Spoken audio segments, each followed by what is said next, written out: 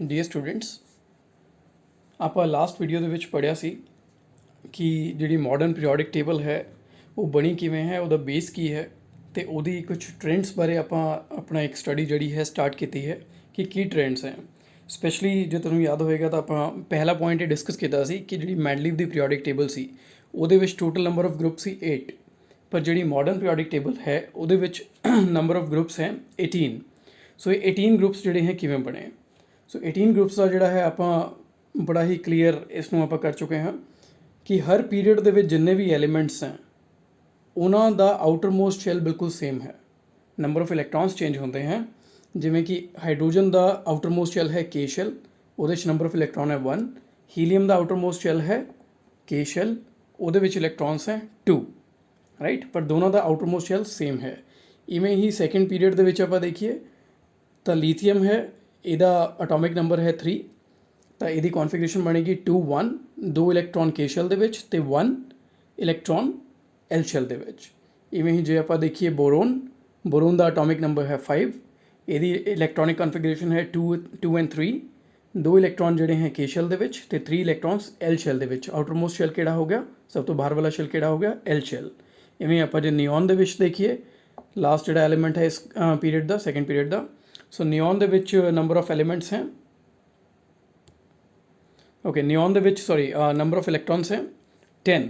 ਸੋ ਇਹਦੀ ਕੌਨਫੀਗਰੇਸ਼ਨ ਹੋਊਗੀ 2 8, 2 electrons in the K shell and 8 electrons in the L shell. But ਤੁਸੀਂ again ਇਹ ਦੇਖ ਚੁੱਕੇ ਹੋ ਹੁਣ, ਚਾਹੇ ਉਹ ਲੀਥੀਅਮ ਹੈ, ਬੈਰੀਲੀਅਮ ਹੈ, ਬੋਰੋਨ ਹੈ, ਚਾਹੇ ਨਿਓਨ ਹੈ, ਇਹਨਾਂ ਦਾ ਸਭ ਤੋਂ ਬਾਹਰ ਵਾਲਾ ਸ਼ੈਲ ਐਲ ਸ਼ੈਲ ਹੀ ਰਹੇਗਾ। ਇਵੇਂ ਹੀ ਇਸ ਪੀਰੀਅਡ ਦੇ ਜਿੰਨੇ ਵੀ ਐਲੀਮੈਂਟਸ ਹੈ ਉਹਨਾਂ ਦਾ ਸਭ ਤੋਂ ਬਾਹਰ ਵਾਲਾ ਸ਼ੈਲ ਐਮ ਸ਼ੈਲ ਰਹੇਗਾ, ਅਗਲੇ ਦਾ ਐਨ ਸ਼ੈਲ ਰਹੇਗਾ। ਇਹ ਆਪਾਂ ਲਾਸਟ ਵੀਡੀਓ ਡਿਸਕਸ ਕਰ ਚੁੱਕੇ ਹਾਂ। ਇਹਨੂੰ ਆਪਾਂ ਇੱਕ ਵਾਰ ਦੁਬਾਰਾ ਮਾਡਲ ਨਾਲ ਇੱਕ ਸਮਝਣ ਦੀ ਹੋਰ ਕੋਸ਼ਿਸ਼ ਕਰਦੇ ਹਾਂ ਡਿਟੇਲ ਦੇ ਵਿੱਚ। ਇਹ ਇੱਕ ਮਾਡਲ ਬਣਾਇਆ ਆਪਾਂ, ਜਿਵੇਂ ਤੁਸੀਂ ਗਰੁੱਪ ਦੇਖ ਰਹੇ ਹੋ। ਮੈਂ ਥਰਡ ਪੀਰੀਅਡ ਦੀ we are looking at the third period ਨੂੰ ਦੇਖ ਰਹੇ ਹੋ ਤਾਂ ਇਹ ਸੋਡੀਅਮ ਤੋਂ ਸਟਾਰਟ ਹੁੰਦਾ ਹੈ। Sodium, magnesium, aluminium, silicon, phosphorus, sulphur, chlorine and argon. Okay, ਹੁਣ ਇਸ ਦਾ ਆਪਾਂ ਇੱਕ ਮਾਡਲ ਬਣਾਇਆ ਹੈ ਕਿ ਇਹਦੇ ਐਟੋਮਿਕ ਸਟਰਕਚਰ ਕਿਵੇਂ ਰਹੇਗਾ। ਸੋ ਜੇ ਇਹਨੂੰ ਆਪਾਂ ਹੁਣ ਦੇਖੀਏ ਧਿਆਨ ਨਾਲ, ਤਾਂ ਇਹ ਜਿਹੜਾ ਐਟੋਮਿਕ ਸਟਰਕਚਰ ਹੈ ਸੋਡੀਅਮ ਦਾ ਜਿਹੜਾ ਹੈ atomic number is 11, then 12 magnesium, 13 aluminium, silicon 14, phosphorus 15, sulphur 16, chlorine 17, argon 18। ਜਦੋਂ ਆਪਾਂ ਇਹਨਾਂ ਦੇ ਐਟੋਮਿਕ ਸਟਰਕਚਰ ਬਣਾਉਂਦੇ ਹਾਂ, ਐਟੋਮਿਕ ਸਟਰਕਚਰ ਦੇ ਵਿੱਚ ਸਭ ਵਿੱਚ ਹੀ, ਚਾਹੇ ਉਹ ਸੋਡੀਅਮ ਹੈ, ਚਾਹੇ ਸਿਲੀਕॉन ਹੈ, ਫਾਸਫੋਰਸ ਹੈ, ਆਰਗਨ ਹੈ, ਇਸ ਪੀਰੀਅਡ ਦਾ ਕੋਈ ਵੀ ਐਲੀਮੈਂਟ, ਹਰੇਕ ਦੇ ਵਿੱਚ 3 ਸ਼ੈਲਸ ਹੈ, ਕੇ ਐਲ ਐਮ ਸ਼ੈਲ। ਓਕੇ, ਤੁਸੀਂ ਹਰੇਕ ਹੀ ਦੇਖ ਰਹੇ ਹੋ 3 ਸ਼ੈਲ ਹੀ ਹੈ, ਕੇ ਐਲ ਐਮ ਸ਼ੈਲਸ। ਓਕੇ, ਤਾਂ ਕਹਿਣ ਦਾ ਮਤਲਬ ਇਹ ਹੋਇਆ ਕਿ ਹਰੇਕ ਐਲੀਮੈਂਟ ਨੂੰ ਜੇ ਆਪਾਂ ਜ਼ੂਮ ਕਰਕੇ ਥੋੜ੍ਹਾ ਹੋਰ ਦੇਖੀਏ, ਚਾਹੇ ਉਹ ਸੋਡੀਅਮ ਹੈ, ਸੋਡੀਅਮ ਦੇ ਵਿੱਚ ਵੀ 3 ਹੀ ਸ਼ੈਲਸ ਹੈ। ਆਊਟਰ ਮੋਸਟ ਸ਼ੈਲ, ਸਭ ਤੋਂ ਬਾਹਰ ਵਾਲੇ ਸ਼ੈਲ ਦੇ ਵਿੱਚ ਕਿੰਨੇ ਇਲੈਕਟ੍ਰॉन ਹੈ, 1 ਇਲੈਕਟ੍ਰॉन। ਮੈਗਨੀਸ਼ੀਅਮ ਦੇ ਸਭ ਤੋਂ ਬਾਹਰ ਵਾਲੇ ਸ਼ੈਲ ਦੇ ਵਿੱਚ, ਐਮ ਸ਼ੈਲ ਦੇ ਵਿੱਚ 2 ਇਲੈਕਟ੍ਰॉन। ਐਲੂਮੀਨੀਅਮ ਦੇ ਸਭ ਤੋਂ ਬਾਹਰ ਵਾਲੇ ਐਮ ਸ਼ੈਲ ਦੇ ਵਿੱਚ 3 ਇਲੈਕਟ੍ਰॉन। ਸਿਲੀਕॉन ਦੇ ਸਭ ਤੋਂ ਬਾਹਰ ਵਾਲੇ ਐਮ ਸ਼ੈਲ ਦੇ ਵਿੱਚ 4 ਇਲੈਕਟ੍ਰॉन्स। ਫਾਸਫੋਰਸ ਦੇ outer most shell M shell ਦੇ ਵਿੱਚ 5 ਇਲੈਕਟ੍ਰॉन्स। ਸਲਫਰ ਦੇ ਆਊਟਰ ਮੋਸਟ ਸ਼ੈਲ ਦੇ ਵਿੱਚ 6 ਇਲੈਕਟ੍ਰॉन्स, ਐਮ ਸ਼ੈਲ ਹੀ ਆਊਟਰ ਮੋਸਟ। ਕਲੋਰੀਨ ਦੇ ਆਊਟਰ ਮੋਸਟ ਸ਼ੈਲ ਦੇ ਵਿੱਚ 7 ਇਲੈਕਟ੍ਰॉन्स। ਆਰਗਨ ਦੇ ਆਊਟਰ ਮੋਸਟ ਐਮ ਸ਼ੈਲ ਦੇ ਵਿੱਚ 8 ਇਲੈਕਟ੍ਰॉन्स। ਨੰਬਰ ਆਫ ਇਲੈਕਟ੍ਰॉन्स ਵੇਰੀ ਕਰ ਰਹੇ हैं। ਸੋਡੀਅਮ ਦੇ ਵਿੱਚ 1 ਹੈ ਤਾਂ ਆਰਗਨ ਤੱਕ ਜਾਂਦੇ ਜਾਂਦੇ 8 ਹੋ ਜਾਂਦੇ ਆਊਟਰ ਮੋਸਟ ਸ਼ੈਲ ਦੇ ਵਿੱਚ, ਪਰ ਨੰਬਰ ਆਫ ਸ਼ੈਲ ਸੇਮ ਹੈ। ਤਿੰਨਾਂ ਕੋਲ ਹੀ 3 ਸ਼ੈਲਸ ਹੈ, ਕੇ ਐਲ ਅਤੇ ਐਮ ਸ਼ੈਲ। ਓਕੇ, ਤਾਂ ਜਦੋਂ ਆਪਾਂ ਇੱਕ ਪੀਰੀਅਡ ਦੇ ਵਿੱਚ ਗੱਲ ਕਰਦੇ ਹਾਂ ਪੀਰੀਓਡਿਕ ਟੇਬਲ ਦੇ ਵਿੱਚ, ਕਿਸੇ ਵੀ ਪੀਰੀਅਡ ਦੇ ਵਿੱਚ, ਜਿਵੇਂ ਆਪਾਂ ਇਸ ਪੀਰੀਅਡ ਦੀ ਗੱਲ ਲਈਏ ਹੁਣੇ, ਸੋਡੀਅਮ ਤੋਂ ਲੈ ਕੇ ਆਰਗਨ ਤੱਕ, ਕਿਸੇ ਵੀ ਪੀਰੀਅਡ ਦੇ ਵਿੱਚ ਆਪਾਂ ਗੱਲ ਕਰਦੇ ਹਾਂ, ਜਿਵੇਂ ਹੁਣ ਇਸੇ ਦੀ ਗੱਲ ਲਈਏ ਆਪਾਂ, ਸੋਡੀਅਮ ਟੂ ਆਰਗਨ ਦੇ ਵਿੱਚ ਸਭ ਕੋਲ ਹੀ ਸ਼ੈਲ, ਨੰਬਰ ਆਫ ਸ਼ੈਲਸ 3 ਹੈ। ਅਤੇ ਲੈਫਟ ਟੂ ਰਾਈਟ ਜਿਵੇਂ ਆਪਾਂ ਮੂਵ ਕਰਦੇ ਹਾਂ, ਇੱਕ ਇਲੈਕਟ੍ਰॉन ਵੱਧਦਾ ਜਾਂਦਾ ਹੈ ਉਹਦੇ ਆਊਟਰ ਮੋਸਟ ਸ਼ੈਲ ਦੇ ਵਿੱਚ। ਓਕੇ, ਤਾਂ ਇਹ ਹਰ ਪੀਰੀਅਡ ਦੀ ਪ੍ਰੋਪਰਟੀ ਹੈ। ਕਿਸੇ ਵੀ ਪੀਰੀਅਡ ਦੇ ਵਿੱਚ ਤੈਨੂੰ ਯਾਦ ਰੱਖਣਾ ਹੈ, ਕਿਸੇ ਵੀ ਪੀਰੀਅਡ ਦੇ ਵਿੱਚ when we move from left to right, number of electrons increase in the outermost shell. Okay, but total number of shells remain same. Total number of shells remains same and the outermost shell remains same. Okay, clear ਹੈ। Then ਆਪਾਂ next concept 'ਤੇ ਆਉਂਦੇ ਹਾਂ। ਇਸ ਨਾਲ ਹੀ ਇੱਕ concept ਹੋਰ ਆਉਂਦਾ ਹੈ। ਜੇ ਤੁਸੀਂ ਇਸ ਡਾਇਗਰਾਮ ਨੂੰ ਧਿਆਨ ਨਾਲ ਦੇਖੋ ਤਾਂ ਇਹਦੇ ਵਿੱਚ ਇਹ ਜਿਹੜੇ ਹੈ ਤਾਂ 3 ਸ਼ੈਲ ਹੀ, ਪਰ ਇਹ ਕਿੰਨਾ ਵੱਡਾ ਸਰਕਲ ਹੈ, ਰਾਈਟ। ਇਵੇਂ ਹੀ ਤੁਸੀਂ ਅੱਗੇ ਦੇਖੋਗੇ ਇਹਦਾ ਸਰਕਲ ਥੋੜ੍ਹਾ ਛੋਟਾ ਹੋ ਗਿਆ, ਅਗੇਨ ਥੋੜ੍ਹਾ ਛੋਟਾ ਹੋ ਗਿਆ, ਲਾਸਟ ਲਿਮਿਟ ਤੱਕ ਜਾਂਦੇ ਜਾਂਦੇ ਬਹੁਤ ਹੀ ਛੋਟਾ ਹੋ ਗਿਆ ਇਹ ਸਰਕਲ। ਜਿਹੜਾ ਆਰਗਨ ਦਾ ਆਪਾਂ ਦੇਖ ਰਹੇ ਹਾਂ, ਬਹੁਤ ਛੋਟਾ ਸਰਕਲ ਹੋ ਗਿਆ ਓਵਰਆਲ ਜਿਹੜੇ ਸ਼ੈਲਸ ਹੈ। ਹੁਣ ਇਹ ਸਾਈਜ਼ ਛੋਟਾ ਹੋ ਰਿਹਾ, ਇਹਨੂੰ ਕਹਿੰਦੇ atomic size. Atomic size is reducing. Sodium the atomic size ਬਹੁਤ ਵੱਡਾ ਹੈ, ਆਰਗਨ ਤੱਕ ਹੌਲੇ ਹੌਲੇ ਜਾਂਦੇ ਜਾਂਦੇ ਬਿਲਕੁਲ ਛੋਟਾ ਹੁੰਦਾ ਜਾਂਦਾ ਹੈ ਇਹ ਸਾਈਜ਼। ਓਕੇ, ਤਾਂ ਆਪਾਂ ਜਦੋਂ ਪੀਰੀਅਡ ਦੇ ਵਿੱਚ, ਕਿਸੇ ਵੀ ਪੀਰੀਅਡ ਦੇ ਵਿੱਚ ਲੈਫਟ ਟੂ ਰਾਈਟ ਜਾਂਦੇ ਹਾਂ, ਨੰਬਰ ਆਫ ਸ਼ੈਲ ਸੇਮ ਰਹਿੰਦੇ ਹੈ। ਆਊਟਰ ਮੋਸਟ ਸ਼ੈਲ ਜਿਹੜਾ ਸ਼ੈਲ ਹੈ ਉਹਦੇ ਵਿੱਚ ਨੰਬਰ ਆਫ ਇਲੈਕਟ੍ਰੋਨਸ ਇੱਕ ਇੱਕ ਵੱਧਦਾ ਜਾਂਦਾ ਹੈ। ਅਤੇ ਲੈਫਟ ਟੂ ਰਾਈਟ ਜਦੋਂ ਆਪਾਂ ਮੂਵ ਕਰਦੇ ਹਾਂ, ਡਾਇਆਮੀਟਰ ਔਰ ਦਾ ਰੇਡੀਅਸ ਔਰ ਦਾ ਐਟੋਮਿਕ ਸਾਈਜ਼, ਤੁਸੀਂ ਤਿੰਨਾਂ 'ਚੋਂ ਕੋਈ ਵੀ ਟਰਮ ਕਹਿ ਸਕਦੇ ਹੋ, ਜਿਹੜੀ ਐਪਰੋਪ੍ਰੀਏਟ ਟਰਮ ਹੈ that is the atomic size. Atomic size reduces as we move from left to right. Okay, so ਇਸ ਚੀਜ਼ ਨੂੰ ਧਿਆਨ ਰੱਖਣਾ। ਹੁਣ ਇਹ ਹੁੰਦਾ ਕਿਉਂ ਹੈ, ਹੁਣ ਆਪਾਂ ਇਹਦਾ ਜਿਹੜਾ ਹੈ ਬੜਾ ਸਿੰਪਲ ਜਿਹਾ ਇੱਕ ਥਿਊਰੀ ਹੈ, ਉਹਨੂੰ ਸਮਝ ਲੈਂਦੇ ਹਾਂ। ਜਦੋਂ ਆਪਾਂ ਗੱਲ ਕਰਦੇ ਹਾਂ ਐਟੋਮਿਕ ਨੰਬਰ ਦੀ, ਹੁਣ ਜਿਵੇਂ ਸੋਡੀਅਮ ਹੈ, ਐਟੋਮਿਕ ਨੰਬਰ ਹੈ 11 ਐਟੋਮਿਕ ਨੰਬਰ। ਇਹ ਜਿਹੜੇ ਬਾਹਰ ਸ਼ੈਲਸ ਹੈ, ਤਿੰਨ ਸ਼ੈਲਸ, ਤਿੰਨਾਂ ਦੇ ਵਿੱਚ ਮਿਲਾ ਕੇ ਕਿੰਨੇ ਇਲੈਕਟ੍ਰॉन्स हैं? 11। एटॉमिक नंबर 11 मतलब कि इलैक्ट्रॉन्स 11। शैल कॉन्फिगरेशन होगी 2 8 1। सब तो अंदर वाले शैल ਦੇ ਵਿੱਚ 2 ਇਲੈਕਟ੍ਰॉन्स, ਦੈਨ 8 ਇਲੈਕਟ੍ਰॉन्स, ਆਊਟਰਮੋਸਟ ਸ਼ੈਲ ਦੇ ਵਿੱਚ 1 ਇਲੈਕਟ੍ਰॉन। ਓਕੇ, ਹੁਣ ਜੇ ਇਹਦੇ ਕੋਲ ਨੰਬਰ ਆਫ ਇਲੈਕਟ੍ਰॉन्स 11 ਹੈ, ਐਟੋਮਿਕ ਨੰਬਰ 11 ਹੈ, ਤਾਂ ਸੈਂਟਰ ਨਿਊਕਲੀਅਸ ਦੇ ਵਿੱਚ ਪ੍ਰੋਟੋਨ ਵੀ ਤਾਂ 11 ਹੀ ਹੈ, ਰਾਈਟ। ਪ੍ਰੋਟੋਨਸ ਹੁੰਦੇ ਆ ਪੋਜ਼ਿਟਿਵ ਚਾਰਜ, ਜਿਹੜੇ ਬਾਹਰ ਵਾਲੇ ਇਲੈਕਟ੍ਰॉन्स हैं they are negative charge. Positive and negative they attract each other, opposite charges attract each other. Okay, ਹੁਣ ਜਿੰਨੇ ਇੱਥੇ ਨੰਬਰ ਆਫ ਪ੍ਰੋਟੋਨਸ ਹੈ ਅਤੇ ਜਿੰਨੇ ਬਾਹਰ ਨੰਬਰ ਆਫ ਇਲੈਕਟ੍ਰॉन्स ਹੈ, ਉਹ ਇੱਕ ਦੂਜੇ ਨੂੰ ਅਟਰੈਕਟ ਕਰ ਰਹੇ ਆ।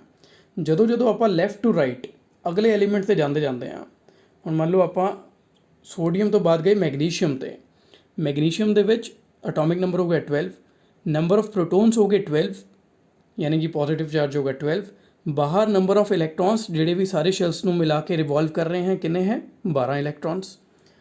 ਸੋ ਸੈਂਟਰ ਦੇ ਵਿੱਚ 12 ਪ੍ਰੋਟੋਨਸ, ਬਾਹਰ 12 ਇਲੈਕਟ੍ਰॉन्स ਇੱਕ ਦੂਜੇ ਨੂੰ ਆਪਣੇ ਵੱਲ ਖਿੱਚ ਰਹੇ हैं।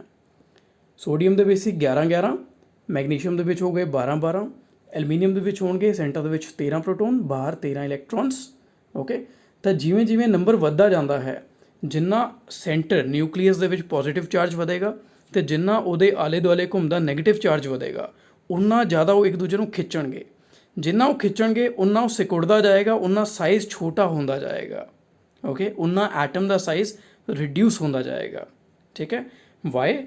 Because opposite charges attract each other and more the charge more will be the attraction। ਜਿੰਨਾ ਚਾਰਜ ਜ਼ਿਆਦਾ ਹੋਏਗਾ ਉਨਾ ਜ਼ਿਆਦਾ ਅਟਰੈਕਸ਼ਨ ਹੋਏਗਾ ਅਤੇ ਉਨਾ ਜ਼ਿਆਦਾ ਆਊਟਰ ਮੋਸਟ ਸ਼ੈਲ 'ਚੋਂ ਵੀ ਇਲੈਕਟ੍ਰॉन ਨੂੰ ਆਪਣੇ ਵੱਲ ਖਿੱਚਣ ਦੀ ਕੋਸ਼ਿਸ਼ ਕਰੇਗਾ ਨਿਊਕਲੀਅਸ। ਠੀਕ ਹੈ, ਸੋ ਇਸ ਕਨਸੈਪਟ ਨੂੰ ਧਿਆਨ ਰੱਖਣਾ ਹੈ। ਹੁਣ ਆਪਾਂ ਸਿੱਧਾ ਫਸਟ ਅਤੇ ਲਾਸਟ ਐਲੀਮੈਂਟ ਨੂੰ ਇੱਕ ਵਾਰ ਕੰਪੇਅਰ ਕਰਦੇ ਹਾਂ। ਫਸਟ ਐਲੀਮੈਂਟ ਹੈ ਸੋਡੀਅਮ, ਸੈਂਟਰ ਦੇ ਵਿੱਚ ਪ੍ਰੋਟੋਨਸ ਹੈ 11, ਬਾਹਰ ਘੁੰਮਦੇ ਹੋਏ ਇਲੈਕਟ੍ਰॉन्स ਹੈ 11। ਓਕੇ, ਲਾਸਟ ਐਲੀਮੈਂਟ 'ਤੇ ਆ ਜਾਂਦੇ ਹਾਂ ਆਰਗਨ, ਸੈਂਟਰ ਦੇ ਵਿੱਚ ਪ੍ਰੋਟੋਨਸ ਹੈ 18 ਅਤੇ ਬਾਹਰ ਘੁੰਮਦੇ ਹੋਏ ਇਲੈਕਟ੍ਰॉन्स ਹੈ 18। ਸੋ 18 ਅਤੇ 18 they will attract more than 11 and 11। Okay, so I hope ਕਿ ਇਹ ਕਨਸੈਪਟ ਤੁਹਾਨੂੰ ਕਾਫੀ ਹੱਦ ਤੱਕ ਹੁਣ ਕਲੀਅਰ ਹੋ ਗਿਆ ਹੋਵੇਗਾ। ਸੋ ਇਹ ਦੋ ਕਨਸੈਪਟ ਹੈ, ਇੱਕ ਵਾਰ ਦੋਨਾਂ ਦਾ ਜਿਹੜਾ ਨੋਟ ਆਪਾਂ ਬਣਾਇਆ ਹੈ ਇੱਕ ਵਾਰ ਉਹਨੂੰ ਵੀ ਦੇਖ ਲੈਂਦੇ ਹਾਂ। ਸੋ ਇਸ ਚੀਜ਼ ਨੂੰ ਯਾਦ ਰੱਖਣਾ ਹੈ, ਐਲੀਮੈਂਟਸ ਇਨ ਦਾ ਸੇਮ ਪੀਰੀਅਡ, ਕਿਸੇ ਵੀ ਇੱਕ ਸੇਮ ਪੀਰੀਅਡ ਦੇ ਵਿੱਚ ਜਿਹੜੇ ਵੀ ਐਲੀਮੈਂਟਸ ਹੈ ਦੇ ਹੈਵ ਸੇਮ ਆਊਟਰਮੋਸਟ ਸ਼ੈਲ। ਉਹਨਾਂ ਦਾ ਆਊਟਰਮੋਸਟ ਸ਼ੈਲ ਬਿਲਕੁਲ ਸੇਮ ਰਹਿੰਦਾ ਹੈ। ਜਿਵੇਂ ਆਪਾਂ ਹੁਣੇ ਦੇਖਿਆ ਆਊਟਰਮੋਸਟ ਸ਼ੈਲ ਹਰੇਕ ਕੋਲ ਹੀ KLM 3 ਸ਼ੈਲ ਸੀ, ਤਾਂ ਆਊਟਰਮੋਸਟ ਸ਼ੈਲ ਕਿਹੜਾ ਹੋ ਗਿਆ? M shell. ਤਾਂ ਹਰੇਕ ਕੋਲ ਹੀ ਆਊਟਰਮੋਸਟ ਸ਼ੈਲ M ਸ਼ੈਲ ਹੀ ਹੋਏਗਾ। Okay, next reducing atomic size moving left to right. ਜਦੋਂ ਆਪਾਂ ਕਿਸੇ ਵੀ ਪੀਰੀਅਡ ਵਿੱਚ ਲੈਫਟ ਟੂ ਰਾਈਟ ਮੂਵ ਕਰਦੇ ਹਾਂ ਤਾਂ ਅਟੋਮਿਕ ਸਾਈਜ਼ ਰਿਡਿਊਸ ਹੁੰਦਾ ਜਾਂਦਾ ਹੈ। ਰੀਜ਼ਨ ਬਿਹਾਈਂਡ, ਕਿਉਂਕਿ ਉਹਦੇ ਉੱਪਰ ਚਾਰਜ ਜਿਹੜਾ ਹੈ ਪੋਜ਼ਿਟਿਵ ਅਤੇ ਨੈਗੇਟਿਵ ਦੋਨੋਂ ਵੱਧਦੇ ਜਾਂਦੇ हैं ਅਤੇ ਜ਼ਿਆਦਾ ਅਟਰੈਕਟ ਕਰਕੇ ਸ਼ਰਿੰਕ ਹੁੰਦਾ ਜਾਂਦਾ ਸਾਈਜ਼। ਓਕੇ, ਦੈਨ ਇੱਕ ਥਰਡ ਪੁਆਇੰਟ ਵੀ ਇਹਦੇ ਨਾਲ ਤੁਸੀਂ ਜਿਹੜਾ ਹੈ ਐਡ ਕਰ ਸਕਦੇ ਹੋ। ਥਰਡ ਪੁਆਇੰਟ ਹੈ ਕਿ ਜਿਵੇਂ ਆਪਾਂ ਕਿਸੇ ਪੀਰੀਅਡ ਦੇ ਵਿੱਚ ਲੈਫਟ ਟੂ ਰਾਈਟ ਜਾਂਦੇ ਹਾਂ, ਇੱਕ ਇਲੈਕਟ੍ਰॉन ਵੱਧਦਾ ਜਾਂਦਾ ਹੈ। Okay, so which is very clear, very obvious, atomic number ਵੱਧ ਰਿਹਾ ਹੈ ਤਾਂ ਇਲੈਕਟ੍ਰॉन ਇੱਕ ਵਧੇਗਾ। ਓਕੇ, ਸੋ ਇਹਨਾਂ ਪੁਆਇੰਟਸ ਨੂੰ ਤੁਸੀਂ ਆਪਣੇ ਕੋਲ ਨੋਟ ਕਰ ਸਕਦੇ ਹੋ। ਇਹ 3 ਪੁਆਇੰਟਸ ਹੈ। ਸੋ ਇਹ ਹੈ ਆਪਣੇ ਕੋਲ ਦੋ ਪੀਰੀਅਡ ਦੀਆਂ ਪ੍ਰੋਪਰਟੀਜ਼ ਕਿ ਪੀਰੀਅਡ ਦੇ ਵਿੱਚ when we go from left to right, atomic number increases, number of electron increase by 1 by each element, then atomic size reduces as we move from left to right. Okay, and they all have the same number of shells and their outermost shell is similar, same। ਹੁਣ ਆਪਾਂ ਇਹਨੇ groups, ਜਦੋਂ ਆਪਾਂ groups ਦੀ ਗੱਲ ਕਰਦੇ ਹਾਂ, groups ਮਤਲਬ vertical, periods ਜਿਹੜੇ ਹੌਰੀਜ਼ੌਂਟਲ ਸੀ ਇਸ ਤਰੀਕੇ ਨਾਲ, ਗਰੁੱਪਸ ਜਿਹੜੇ ਹੈ ਇਸ ਤਰੀਕੇ ਨਾਲ ਹੈ। First group, second group, third group, fourth group, ਇਸ ਤਰ੍ਹਾਂ ਕਰਦੇ ਕਰਦੇ 18 ਗਰੁੱਪਸ ਆ ਗਏ। ਹੁਣ ਆਪਾਂ ਗੱਲ ਕਰਦੇ ਹਾਂ ਕਿ ਗਰੁੱਪ ਦੇ ਵਿੱਚ ਕੀ ਸਿਮਿਲੈਰਿਟੀ ਹੋ ਸਕਦੀ ਹੈ। ਓਕੇ, ਹੁਣ ਆਪਾਂ ਇਹਦੇ ਵਿੱਚ ਇੱਕ ਐਗਜ਼ਾਮਪਲ ਲੈਂਦੇ ਹਾਂ ਪਹਿਲੇ ਗਰੁੱਪ ਦਾ। ਇੱਥੇ ਮੈਂ ਸਾਰੇ ਐਲੀਮੈਂਟ ਡਰਾ नहीं ਕੀਤੇ हैं पर कुछ एलिमेंट ਕੀਤੇ हैं। ਇੱਕ ਹਾਈਡਰੋਜਨ ਹੈ, ਲੀਥੀਅਮ ਹੈ ਤੇ ਸੋਡੀਅਮ ਹੈ ਐਂਡ ਉਸ ਤੋਂ ਬਾਅਦ ਪੋਟੈਸ਼ੀਅਮ ਹੈ। ਪਹਿਲੇ 4 ਐਲੀਮੈਂਟ ਮੈਂ ਬਣਾਏ हैं। ਅਗਲੀ ਸਲਾਈਡ 'ਤੇ ਤੁਹਾਨੂੰ ਇੱਕ ਵਾਰ ਦਿਖਾਉਂਦੇ ਹਾਂ। ਓਕੇ, ਇਹ ਚਾरों ਐਲੀਮੈਂਟ ਇੱਕ ਵਾਰ ਇੱਥੇ ਵੀ ਜ਼ੂਮ ਕਰਕੇ ਦੇਖੋ। So we have hydrogen with the atomic number 1, lithium with the atomic number 3, sodium with the atomic number 11 and potassium with the atomic number 19। ਹੁਣ ਆਪਾਂ ਨੈਕਸਟ ਸਲਾਈਡ ਤੇ ਆਉਂਦੇ ਹਾਂ। So we have made this slide for you. ਹੁਣ ਇਹਦੇ ਵਿੱਚ ਆਪਾਂ ਦੇਖੀਏ ਸੇਮ ਗਰੁੱਪ ਦੇ ਆਪਾਂ ਐਲੀਮੈਂਟਸ ਰੱਖੇ hydrogen, lithium, sodium, potassium, atomic number 1, 3, 11, 19। ਜਦੋਂ ਆਪਾਂ ਇਹਨਾਂ ਦੀ ਕਨਫੀਗਰੇਸ਼ਨ ਬਣਾਈਏ, ਇਲੈਕਟ੍ਰੋਨਿਕ ਕਨਫੀਗਰੇਸ਼ਨ, ਸ਼ੈਲ ਕਨਫੀਗਰੇਸ਼ਨ 1 ਇਹਦੀ ਰਹੇਗੀ 2 and 1, 2 8 and 1, 2 8 8 and 1, ਯਾਨੀ ਕਿ ਕੇ ਸ਼ੈਲ ਦੇ ਵਿੱਚ 1 ਇਲੈਕਟ੍ਰੋਨ, ਕੇ ਸ਼ੈਲ ਦੇ ਵਿੱਚ 2 ਇਲੈਕਟ੍ਰੋਨਸ, ਐਲ ਸ਼ੈਲ ਦੇ ਵਿੱਚ 1 ਇਲੈਕਟ੍ਰੋਨ, ਕੇ ਸ਼ੈਲ ਦੇ ਵਿੱਚ 2 ਇਲੈਕਟ੍ਰੋਨ, ਐਲ ਸ਼ੈਲ ਦੇ ਵਿੱਚ 8 ਇਲੈਕਟ੍ਰੋਨਸ ਐਂਡ ਐਮ ਸ਼ੈਲ ਦੇ ਵਿੱਚ 1 ਇਲੈਕਟ੍ਰੋਨ। ਕੇ ਸ਼ੈਲ ਦੇ ਵਿੱਚ 2 ਇਲੈਕਟ੍ਰੋਨਸ, ਓਕੇ, ਕੇ ਸ਼ੈਲ ਦੇ ਵਿੱਚ 2 ਇਲੈਕਟ੍ਰੋਨਸ, ਐਲ ਸ਼ੈਲ ਦੇ ਵਿੱਚ 8 ਇਲੈਕਟ੍ਰੋਨਸ, ਐਮ ਸ਼ੈਲ ਦੇ ਵਿੱਚ 8 ਇਲੈਕਟ੍ਰੋਨਸ ਐਂਡ ਐਨ ਸ਼ੈਲ ਦੇ ਵਿੱਚ 1 ਇਲੈਕਟ੍ਰੋਨ।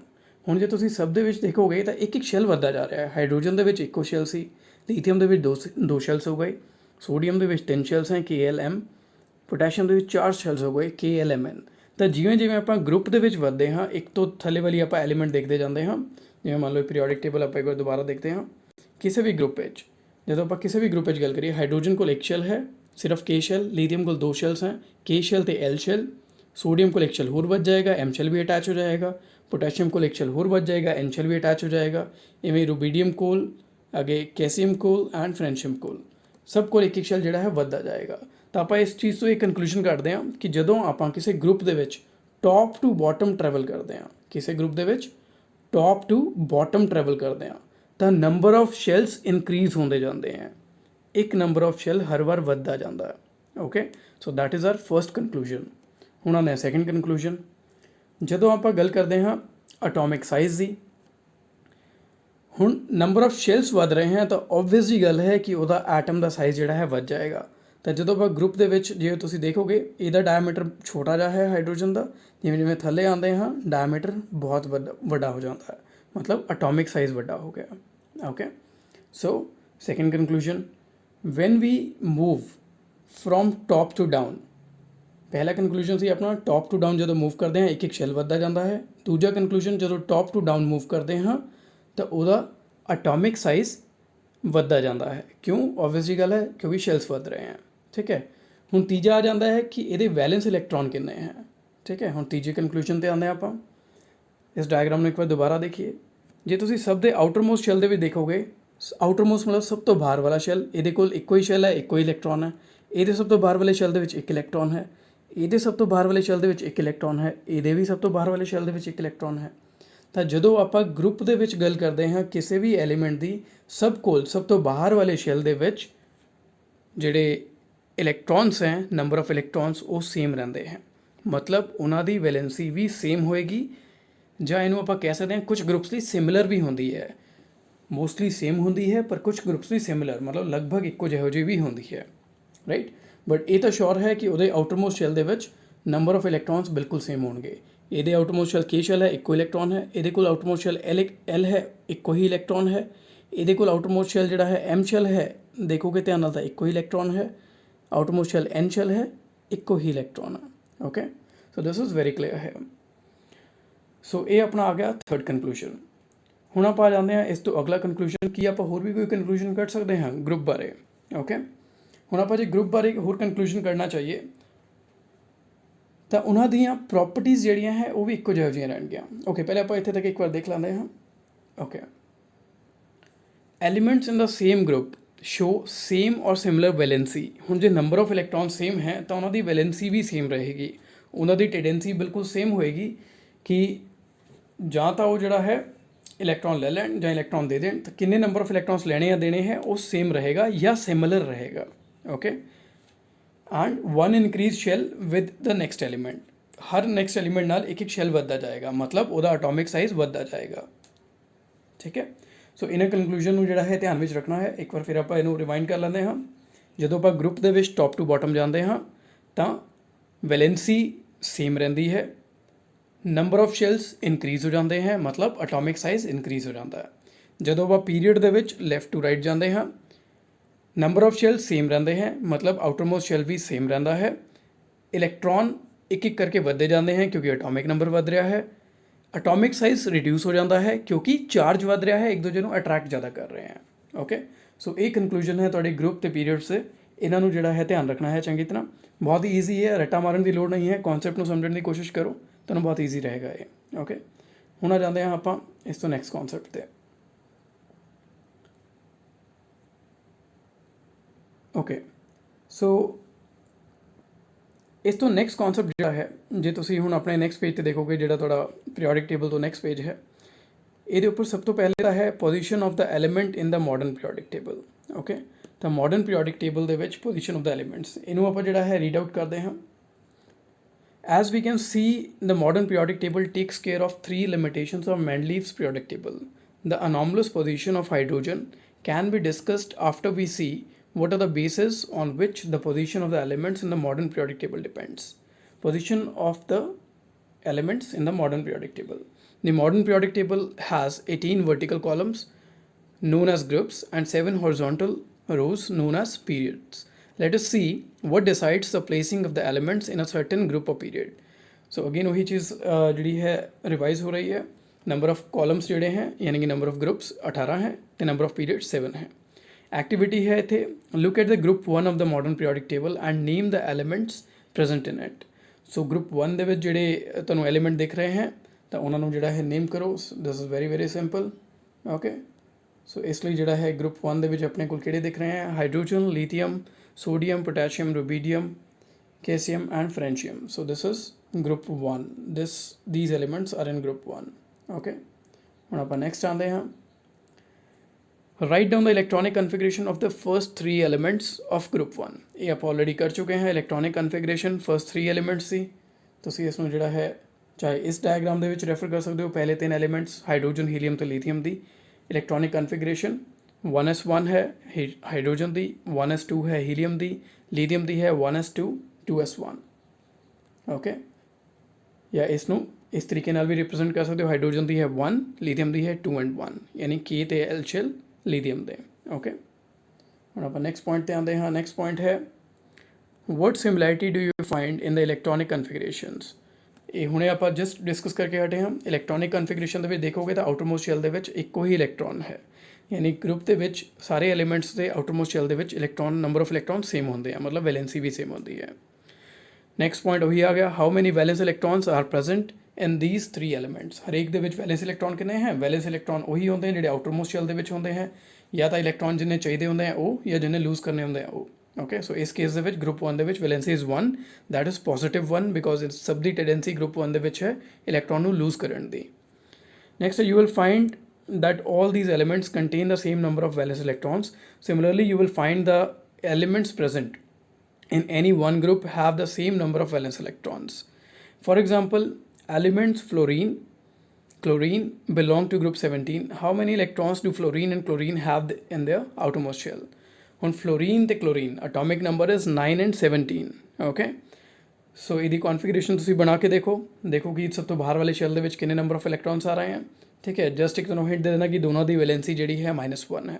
ओके, देन है how many electrons do fluorine and chlorine have there in their outermost shell.